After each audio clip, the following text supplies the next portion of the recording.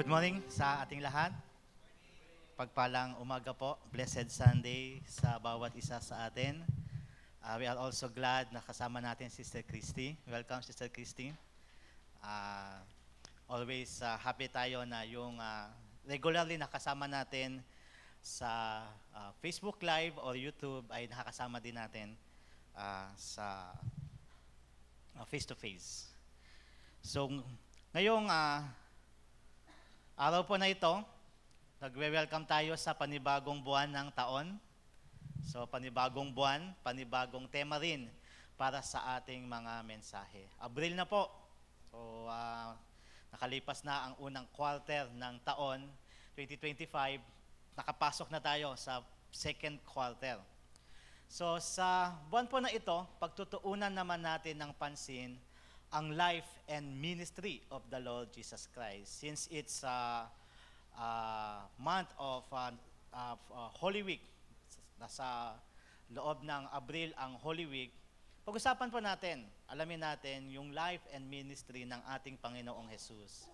At ngayong umagang ito, magsisimula po tayo sa isang topic patungkol sa sin and the cross of Christ. Pag-usapan natin ang tungkol sa kasalanan at tungkol sa krus ni Kristo. So basahin pa natin, buksan natin ang ating Biblia sa Numbers chapter 21 verses 4 to 9. Tayo po tayong lahat bilang paggalang sa salita ng Panginoon. So babasahin ko po ito from NIV as you can see it also sa ating screen. Ang sabi po dito, they traveled from Mount Hor along the route to the Red Sea to go around Edom. But the people grew impatient on the way. They spoke against God and against Moses and said, "Why have you brought us up out of Egypt to die in the wilderness? There is no bread, there is no water, and we detest this miserable food." Then the Lord sent venomous snakes among them. They bit the people, and many Israelites died. The people came to Moses and said, "We sinned when we spoke against the Lord and against you. Pray that the Lord will take the snakes away from us." So Moses prayed for the people. The Lord said to Moses, "Make a snake and put it up on a pole. Anyone who is bitten can look at it and live." So Moses made a bronze snake and put it up on a pole. Then when anyone was bitten by a snake and looked at the bronze snake, they live. Let us pray.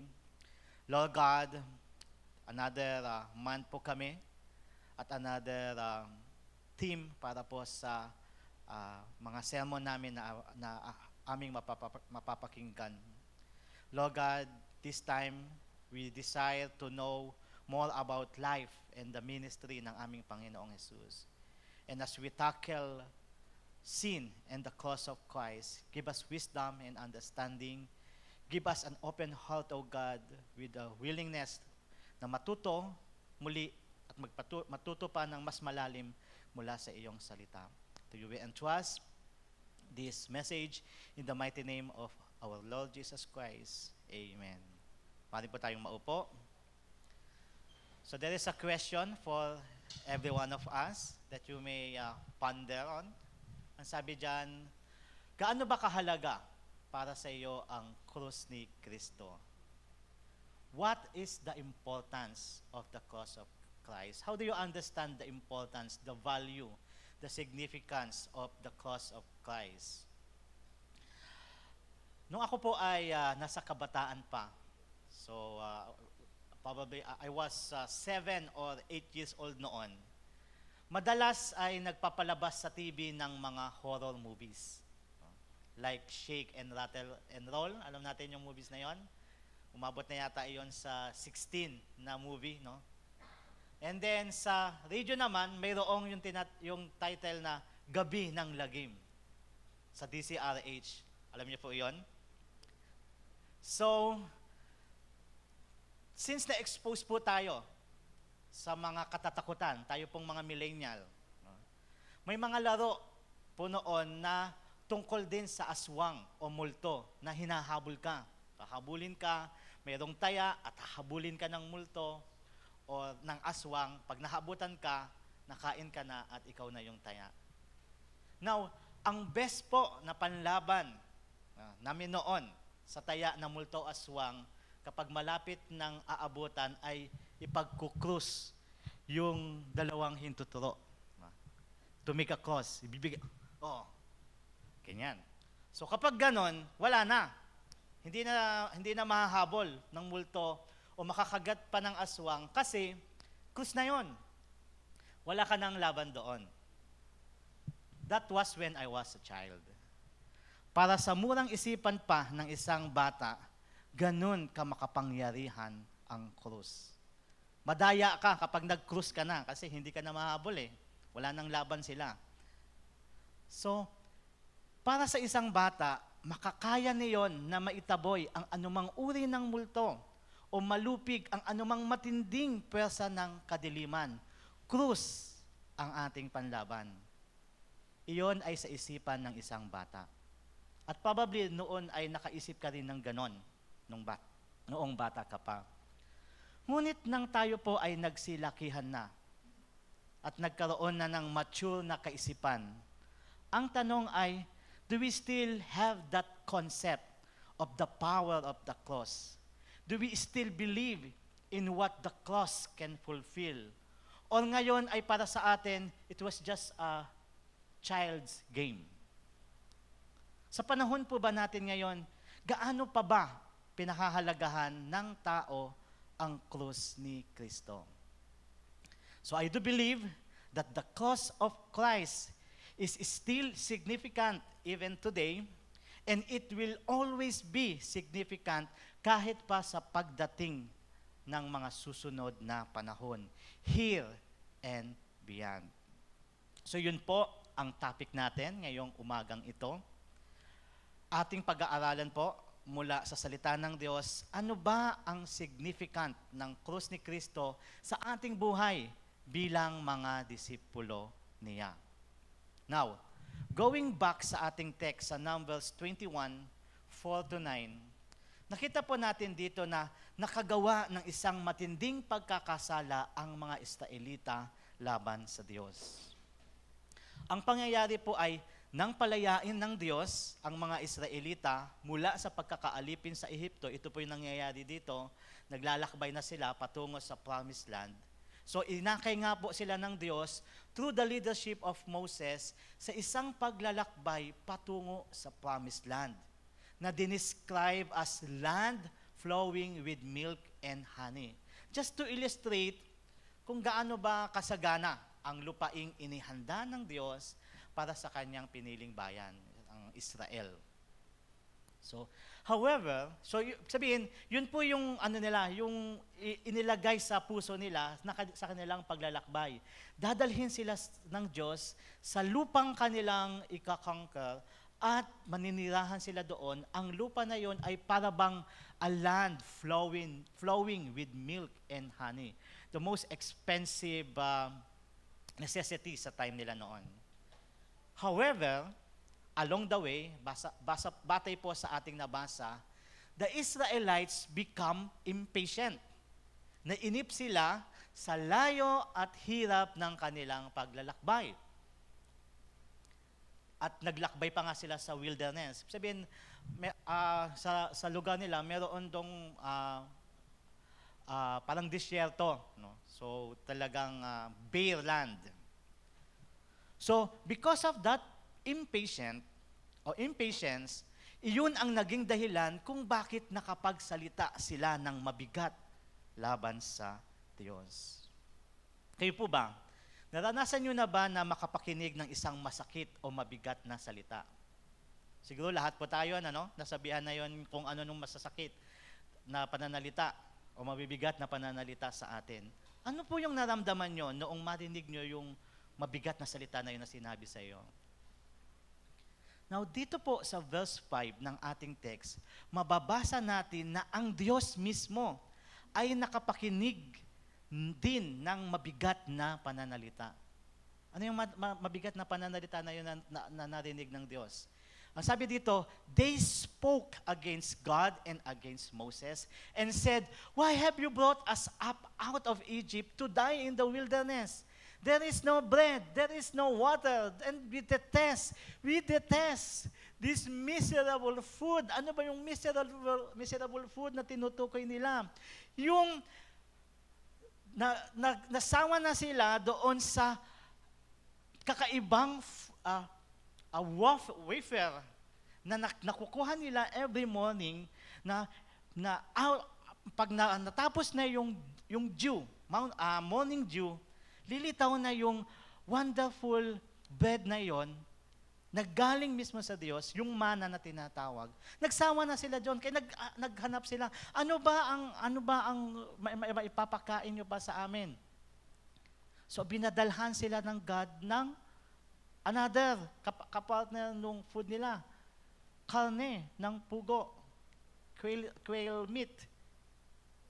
Nagreklamo pa rin sila, we detest this miserable food galing sa Diyos na pinrovide para sa kanila. As you may notice, this is a strong and serious accusation by the Israelites against God and their leader na si Moses. Nakalimutan ng mga Israelita na ang purpose ng kanilang paglalakbay na iyon is not to let them die in the wilderness, gaya ng kanilang kiniklaim, but to bring them out of captivity and slavery from Egypt, and to take them to a place kung saan sagana ang pagpapala ng Diyos at makakapanirahan sila ng malaya bilang mga taong pinili ng Diyos. Nabasa po natin iyan, di po ba, sa Exodus, kung gaano po ang hirap na pinagdaraanan nila doon sa Egypt, kung paano sila inaalipin ng Diyos, ng mga Ehipto. They cried out to God and God helped them. Inilabas sila with 10 powerful miracles, sending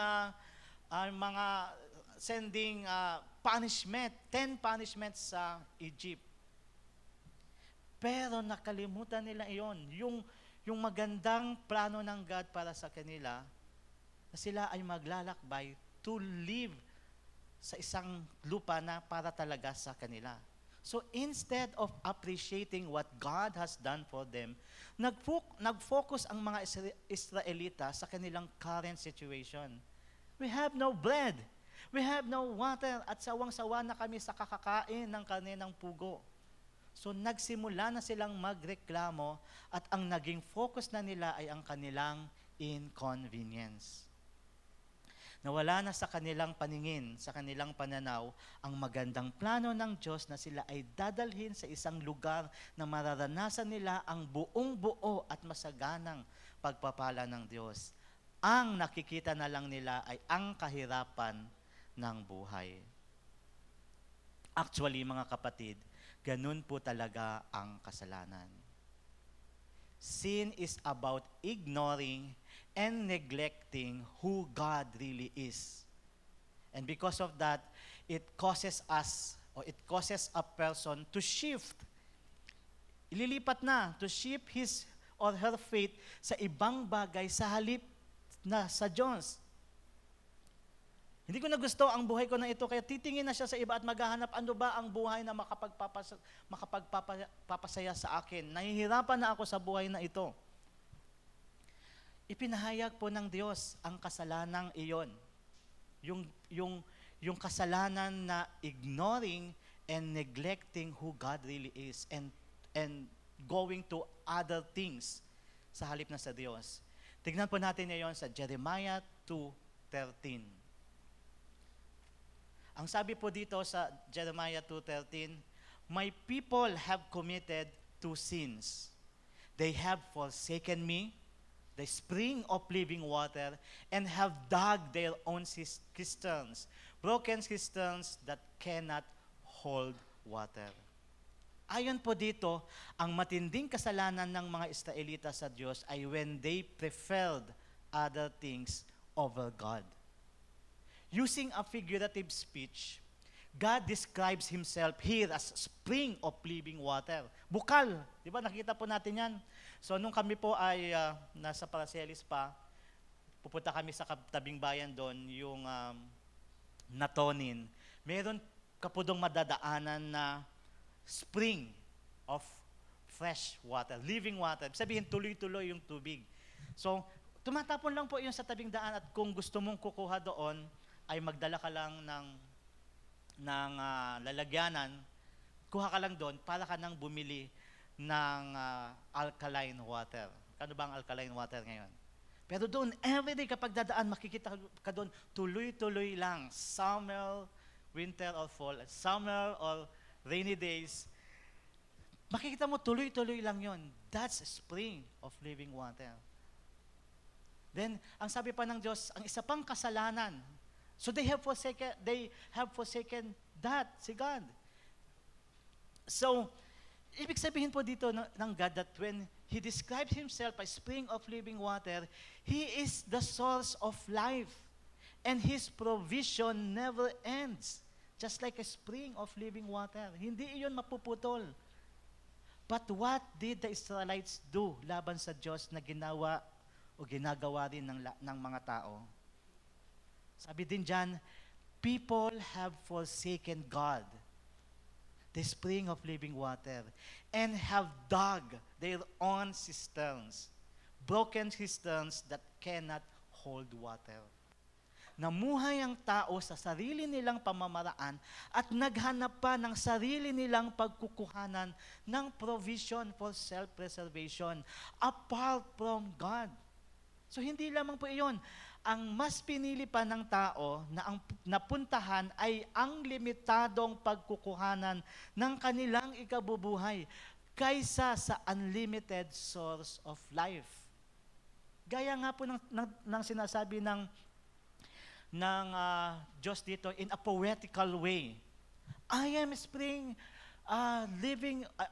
of living water. I provide you life. I provide you your daily needs at hindi mauubos ang aking provision. But what did the Israelites do? Iniwanan nila yung spring of living water para pupunta sa isang lugar at maghuhukay sila ng isa pang pagkukuhanan ng tubig. Ang nahukay naman nila ay isang balon na hindi kayang mag-supply ng kanilang forever na need. Isa po iyong paglapastangan sa desirableness ng Diyos. Do you believe that God is desirable? But when we choose other things, niyuyurakan po ng isang tao ang desirableness ng Diyos. Mayroon pa palang mas higit pa na makapagsasatisfy sa akin kesa sa Diyos. Kaya nga po dito, why choose a broken cistern, isang sirang balon ng tubig that is scarce and limited of supply, over a spring that never ceases to flow and that provides fresh and living water? We can use many kinds of definition. How blessed is he who stays in the presence of the Lord. Kaya it's foolishness, hindi po ba? It's foolishness to choose other things over God. Pero ganun po ang nangyayari sa ating mga tao every time we choose other things than God. Paano na ang pamilya ko? Paano na ang future ko? Paano na ang kalusugan ko? So ito muna ang gagawin ko, saka na yung mga bagay para sa Diyos. That's not good, mga kapatid.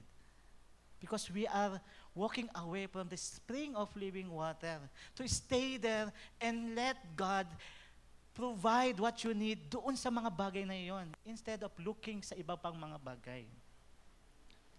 Kapag patuloy po natin na ginagawa iyon, may consequence po na mararanasan tayo, gaya po ng naranasan ng mga Israelita when they chose to go against God.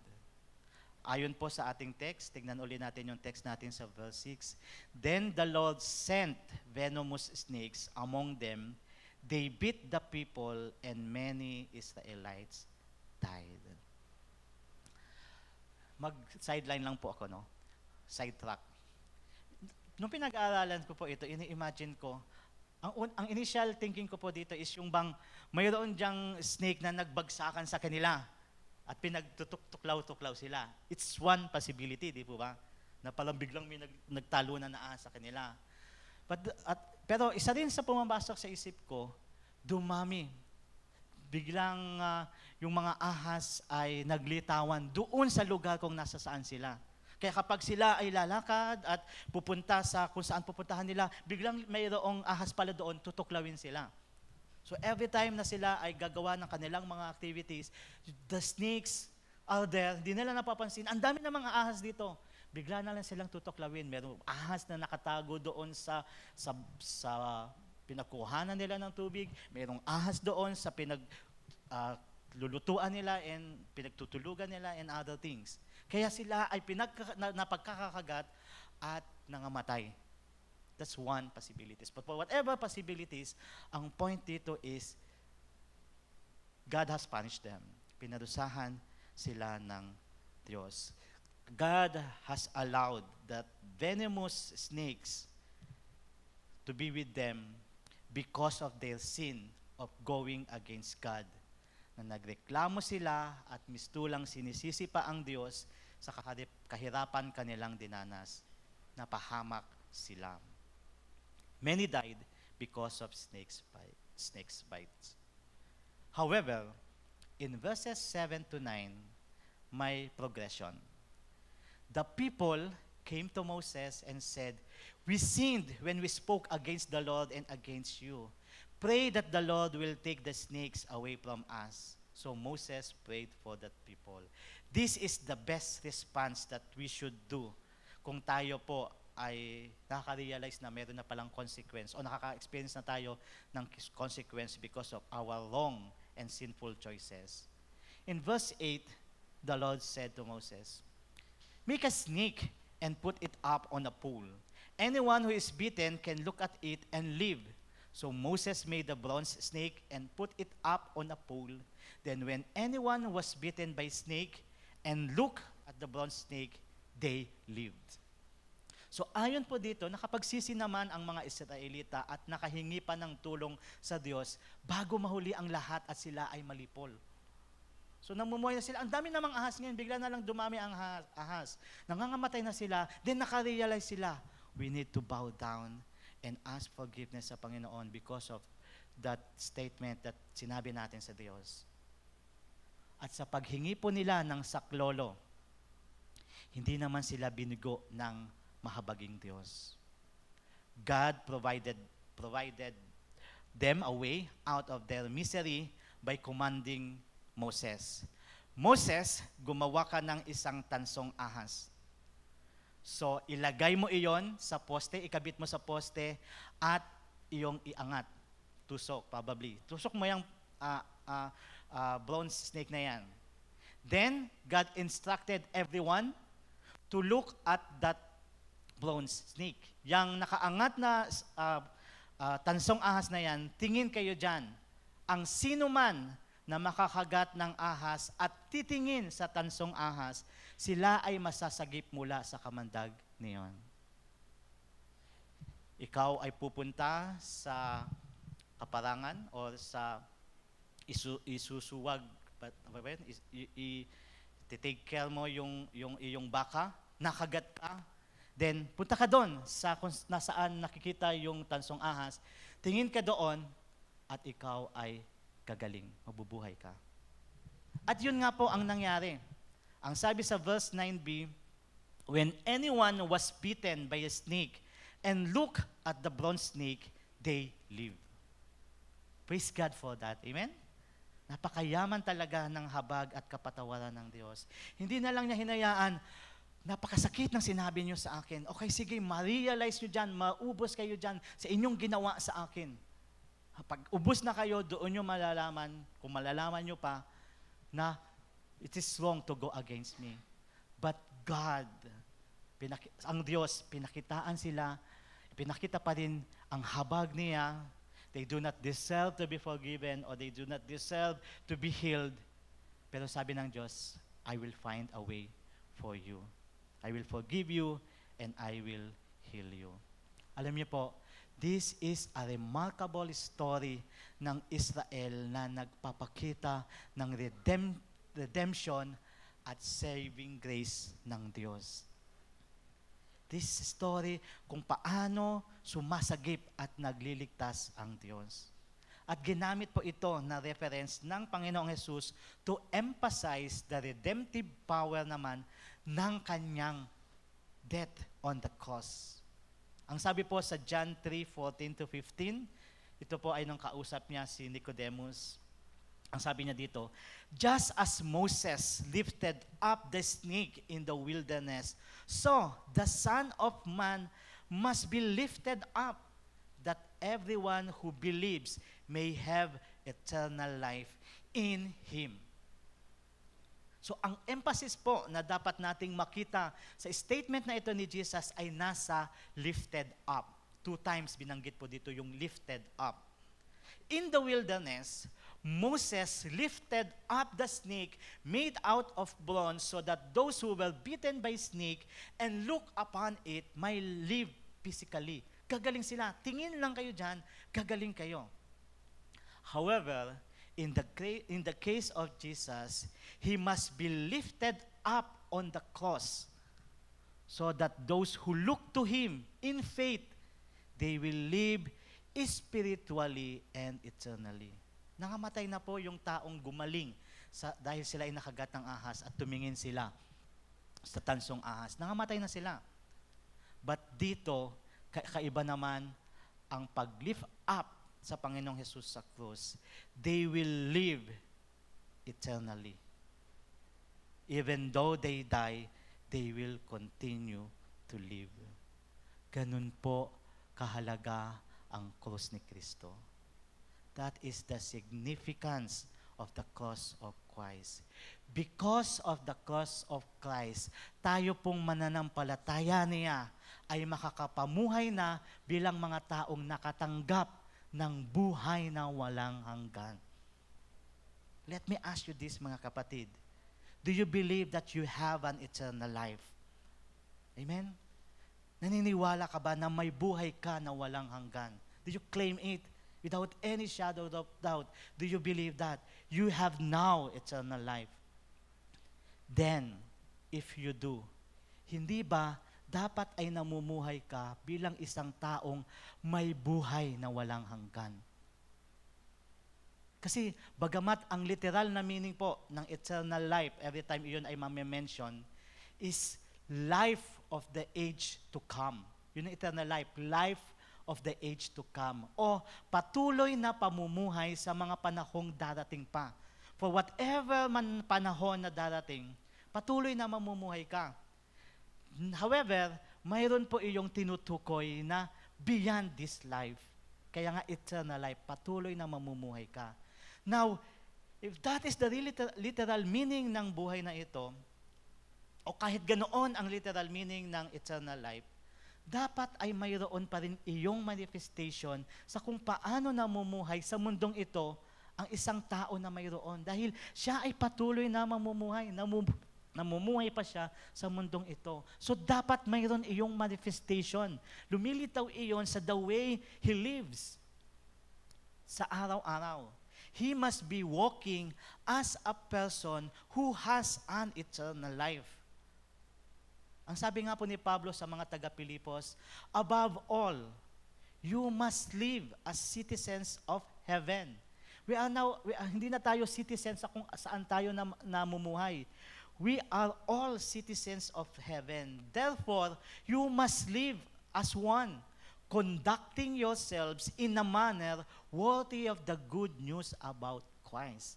Because that's what has made us citizens of heaven. Because of this good news na pinaniwalaan natin, hopefully napakinggan po natin yon, na itanim sa puso yung last message last Sunday, this good news ay napunta na at tinanggap natin sa ating buhay. At since pinaniwalaan natin yung mensahe ng good news na iyon, dapat we conduct ourselves in a manner worthy of the message of that good news. Sabihin po, kung ang isang tao ay Amerikano, a citizen of United States of America, he is expected to live as an American, kahit saan man siya po magpunta. Ganon din, kung isang tao ay citizen of the Philippines, kahit mapunta man siya sa ibang bansa, dapat ang kanyang loyalty at dedication ay para sa watawat ng Pilipinas. Pinoy ako, po ba? In the same manner, kung ang isang tao ay citizen of heaven, he must conduct himself bilang karapat-dapat sa isang taong nakapakinig, nakatanggap, at naniniwala na sa mabuting balita. Let us remember this, mga kapatid. The cross of Christ is a symbol of God's redemptive power.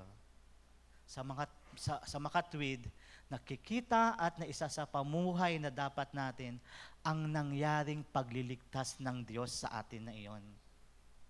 At dahil po wala ng kapangyarihan at kamandag sa atin ang kasalanan, dapat din ay wala na tayong higit na pinahahalagan maliban sa pagsunod sa kalooban ng Diyos. Ang kasalanan ay when we choose that delicious fruit over the command of God, do not eat it. Pero bilang namumuhay na sa gospel, ang higit na mahalaga sa atin ay ang pagsunod ng kalooban ng Diyos. I will not eat that over my dead body because God says, do not. Whether we eat, sabi nga po, whether we eat or drink, or we go to work to do our job, or we go to school to study, we do it all for the glory of God. Iyon ang significance ng krus ni Kristo sa ating buhay. Binigyan tayo niyon ng buhay na walang hanggan na naisa sa pamuhay na kahit po tayo ay nasa mundo pang ito. Last one. May isa pang significance ang krus ni Kristo na mahalagang makita natin sa ating text sa John 3:14-15. Muli ang sabi po doon, just as Moses lifted up the snake in the wilderness, so the Son of Man must be lifted up, that everyone who believes may have eternal life. So, isa pang significance ng krus ni Kristo po ay dahil sa krus ni Kristo, sumibol, nag-usbong, lumitaw ang pananampalataya sa puso ng mga tao. In the wilderness, ang sino man po na nakagat ng ahas ay kailangang tumingin sa itinaas ni Moses na tansong ahas. Kung sila ay magtatatakbo doon sa wilderness at kumuha ng kung anong naiisip nila na antidote, hindi iyon ang provision ng God for them to be saved. And surely, they will still die in vain finding an antidote. Ang kailangan nila ay titingin doon sa bronze snake na iyon at maniwala na iyon ang provision ng Diyos for them to be saved. Not whatsoever antidote ang pwede nilang maisip. Just let the healings. Of course, di ba? Can you imagine it na kapag ikaw daw ay nakagat ng ahas, merong pain yan na habang dumadaloy yung poison, yung venom sa dugo mo. But as you look at that bronze snake na pinovide ng God, believe that despite of that pain, despite of parang kumakalat na yung venom sa katawan ko, believe God will heal you. Believe that God will save you from that venom. And God did. Naligtas nga sila. So, with that provision ng God, it prompted them to believe in God's provision for their physical salvation from that venomous snake. Iyon ang nag-encourage sa kanila. Iyon yung nag-cultivate ng faith sa puso nila, sa Diyos na nag-provide ng way na iyon. Na pag sila ay titingin, dahil ito yung pinrovide ng God, gagaling ako. So, na umusbong ang pananampalataya sa puso ng mga Israelita. In the same way, mga kapatid, God requires everyone who look to Jesus that is lifted up on the cross to have faith in Him and in Him alone when they look at Him. Huwag nang mag-isip-isip ng kung ano-ano pa. Naku, kumakalat na ang venom sa katawan ko. Naku, ang dami-dami ng problema na nangyayari sa aking buhay. Naku, para bang ang bigat-bigat naman ng pagsunod sa Panginoong Hesus bilang isang matapat na Kristiyano. Huwag po nating isipin niyon. Just have faith in Christ. Kailangang maniwala tayo na si Jesus ang siyang magbibigay lakas sa atin upang mapaglabanan at mapagtagumpayan ang kapangyarihan ng kasalanan, even iyong kasalanan na nakapagduda na tayo sa magandang plano ng Diyos. Hindi lamang po tayo iniligtas ni Jesus mula sa consequence of sin, kundi sa power of sin, upang makapamuhay tayo ayon sa kalooban ng Diyos na may pagtatagumpay. So bilang mga Kristiyano, we are being encouraged to believe. We must believe that we are already empowered by God. You already have that power from God. Can you feel it? You already have that power from God. Hindi na tayo mahina gaya ng dati. Hindi na tayo malilinlang pa ng kaaway gaya ng sa kung paano tayo napasunod niya sa dati nating pagkatao. Hindi na tayo hopeless. Hindi na tayo helpless every time we experience anumang problema sa ating buhay. We know that God is already with us and Christ is our Savior. We are no longer infants, sabi nga ni Paul, we are no longer infants, tossed back and forth by the waves, and blown here and there by every wind of teaching, and by the cunning and craftiness of people in their deceitful scheming. Kaya na nating mag-stand on our own, mag-stand sa word of God. We are now more than conquerors because of the faith that we have in Christ. Do you believe that, mga kapatid? Sabi po sa Galatians 2:20, I have been crucified with Christ, and I no longer live, but Christ lives in me. Hindi na ako to. Christ already lives in me. The life I now live in the body, I live by faith in the Son of God, who loved me and gave Himself for me. Naranasan nyo na po ba, mga kapatid, ang mamuhay ng mayroong pananampalataya sa Panginoon? Despite of those nakakapresyo na mga pangyayari, ang iyong mahal sa buhay na nasa ospital at nanganganib ang buhay, ang iyong trabaho ay parang hindi na nagsusupply sa iyong pangangailangan sa araw-araw, para bang tinalikuran ka na ng iyong mga kaibigan because nag-stand ka sa faith mo, at anumang nakakapresyo na nangyayari sa paligid, na-experience yun na ba yan? Anuman ang pangyayaring iyon, nanatili kang nagtitiwala sa Panginoon. Malinaw ang pananaw mo sa buhay at hindi ka nararatel. Just going through the wave, battling the waves of trials and problem, battling whatever enemies would try to throw at us. We are there, even though we experience pain and suffering, we still enjoy this life that we walk in Christ. Amen?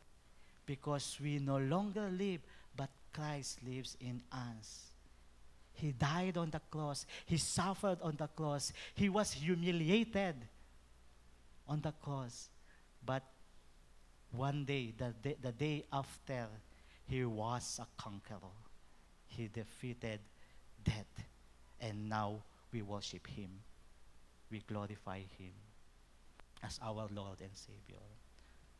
So, let's embrace this text, mga kapatid. Because as per this text, the Word of God is inviting all of Christ's disciples to be crucified together with Christ on the cross. For you to let that faith progress and yumabong sa puso mo, let yourself die on the cross with Christ. Because a true and genuine Christian is someone who has already been crucified with Christ. Nakita mo na ba, kapatid, ng iyong old self ay namatay na talaga at ikaw ngayon ay panibagong nilalang na? Sapagkat doon po nagsisimula ang isang buhay na matagumpay, lubos at kasiyasiya. Dahil hindi na po tayo nabubuhay para sa sarili natin. So ever man mangyari sa buhay na ito, it doesn't matter. What matters most na is nabubuhay ako para kay Kristo. This is Christ already. Have it your way, my Lord. That is how significant the cross of Christ is sa ating mga Kristiyano. Through the cross of Christ, nagkaroon na ng meaning at direction ang ating buhay, which is by faith. As for him or her, to live is Christ, and to die is gain. If this serving the Lord would cost me death, my life, so be it. Mamumuhay pa rin naman ako. I have eternal life, and I will live continually there in the kingdom of my God. At para sa atin, habang tayo'y namumuhay, isang karangalan at kagalakan ang makapaglingkod at maubusan ng lakas sa pagsisilingkod sa ating Panginoon. Amen? Diyan muna po nagtatapos ang mensahe ng Panginoon para sa atin ngayong umagang ito. Bilang tatapos po, mag-iwan muna ako ng dalawang implication. Let us remember these two important truths. As we embrace the cross of Christ, it may remind us that we all are recipients of God's mercy and grace. Just always remember that I am recipient of God's mercy and grace. Sinagip niya ako mula sa makamandag na kasalanan at binigyan ng isang buhay na lubos at kasiya-siya. And the best response that I can do bilang pasasalamat ay ialay ang aking buhay ng buong buo sa Kanya, ang aking lakas at lahat ng kung anuman ang maaari kong magawa. Pangalawa po, the cross of Christ empower us to be submissive to the will of God. Remember, the safest and most secured place to be is at the center of the will of God. Huwag po tayong lalabas doon, and we are eternally secured. God bless us all. Salamat sa Diyos at sa makabuluhang krus ni Kristo.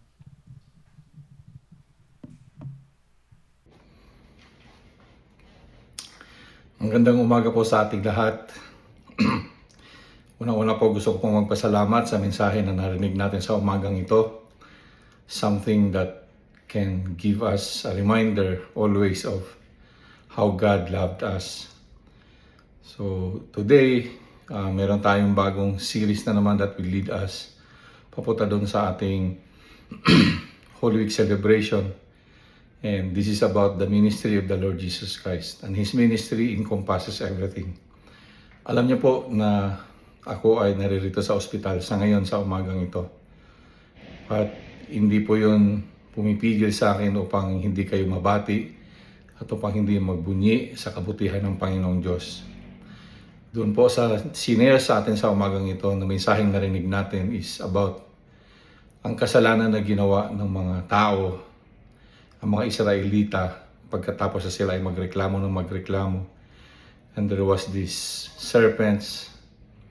Pero ang sabi ni Moses is gumawa siya ng isang serpento na kung lahat ng titingin ay gagaling at hindi mamamatay. Yan po ang ginagawa sa atin ng ating Panginoong Hesukristo. Alam niyo po, sa sitwasyon ko ngayon, hindi po siya talaga certain. Hindi ko alam kung ano yung mga lalabas na mga test. Pero isa lang ang certain, I will look at the glory of the Lord Jesus Christ and I will be healed.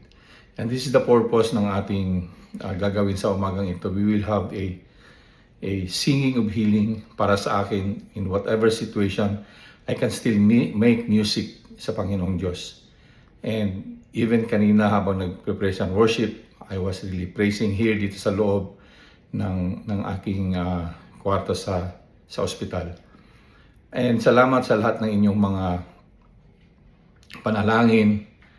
Ako po, sa totoo lang ay talagang wala akong nararamdamang takot. Ang isa lang sa talagang dinaramdam ko ngayon is that hindi ako nagtatanong sa Panginoong Diyos, wala akong katanungan sa Kanya, bakit ganito, ganyan. Ang inaano ko lang na palagi kong pangahawakan yung Kanyang mga pangako. Walang katanungan kundi yung Kanyang mga pangako. And His promises are true. All I have to do is just to stick with Him and to abide in Him, and whatever I will ask, He will grant it. in the name of the Lord Jesus Christ. And ito yung gagawin natin sa umagang ito, mga kapatid. If I can say this to you in the midst of my testings right now, I encourage you to sing out to the Lord because His love is reckless. Hindi siya titigil hanggat hindi niya tayo nasisave. Alam niyo po, karamihan sa mga nangyayari ngayon is really more about the sins na nangyayari all around us. So that's why, mga kapatid, pagsisihan natin ang lahat-lahat ng mga nagawa natin, even yung posible pang magawa natin. And then ilapit natin sa Panginoon at kantahin natin sa Kanya. Isigaw natin sa Kanya na even in the midst of any trials, we can still shout and make music before Him. And after ng worship service dito, I will all invite you to please stay for a healing service. Lahat healing service, not just about physical health, but it's all about our spiritual health, even our emotional health, even yung ating mga kailangan natin na i-restore sa ating mga kapatiran, i-restore sa ating mga kaibigan, even sa ating mga mahal sa buhay. And even i-restore yung ating relationship sa Panginoong Diyos. Alalahanin natin na we have to always remember and to be reminded ano ba talaga ang nasa puso natin every time na tayo ay mag-worship. Do we come here in the church because nakasanayan na natin, or because we come here because we wanted to be with the Lord? At ito yung purpose natin sa umagang ito. So maraming salamat sa inyo.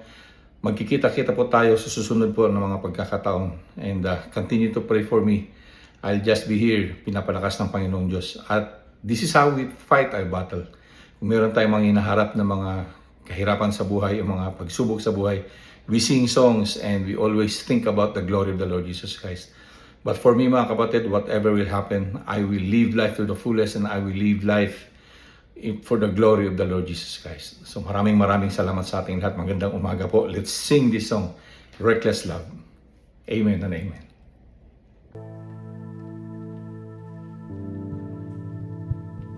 I invite everyone to please stand to as we sing this song.